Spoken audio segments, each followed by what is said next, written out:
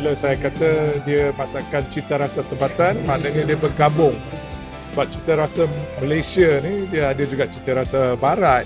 Okay, so jadi kita ada barbecue di mana kita ada kambing golek. Terutama sekali tahun ni special kita ada paha lembu golek dan pelbagai makanan-makanan asli lah. Salah satunya juga kita ada sup riuk besar. Okey, yang tu akan jadi juga kita punya signature pada tahun ni. Pengalaman menyeluruh selain dari keenakan makanan kita, okey, kita mempunyai tempat yang boleh menerima pelanggan ataupun tetamu melebihi 6 atau 700 kali. Berkonsepkan courtyard garden yang tertutup, only di Royal Chulan Kuala Lumpur saja yang ada konsep ni. Kita juga mempunyai ruang parking yang boleh menampung sebanyak 400 kereta. So jadi tak payah fikir dekat mana nak letak kereta dan berbagai-nya.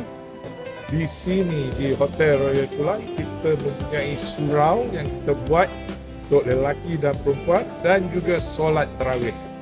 Okay, jadi tak perlu risau, boleh makan, sembahyang tarawih, datang balik sambung makan. Saya berharap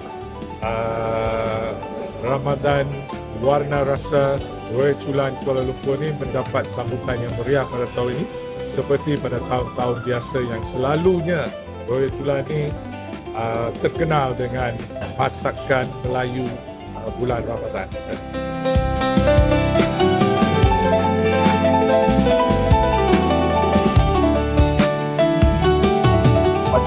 Pada bulan Ramadan tahun ni kita menyediakan lebih kurang 300 lebih menu di mana termasuk dia punya appetizer, kita punya main course, kita punya dessert semualah, lebih kurang 300 lebih. Dan menu yang kita sekarang ni ketengahkan yang terbaru adalah daging golek lah, di mana kita buat perapan daripada rempah-rempah tempatan dan kita serve dia pun dengan air asam pelisik. Yang kedua, kita ada lagi sup riuk besar, di mana customer dia boleh ambil berapa banyak yang dia suka dan then kita akan sediakan untuk customer lah. Dan selain daripada tu kita ada colek more, mungkin kalau sebelah pantai timur dia tahulah kan, lepas dia sembahyang lepas dia more dia makan colek.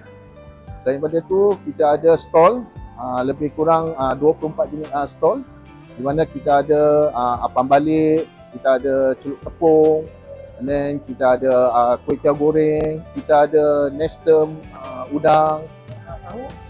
Memang menu untuk orang yang menginap di hotel ni memang kita sediakan.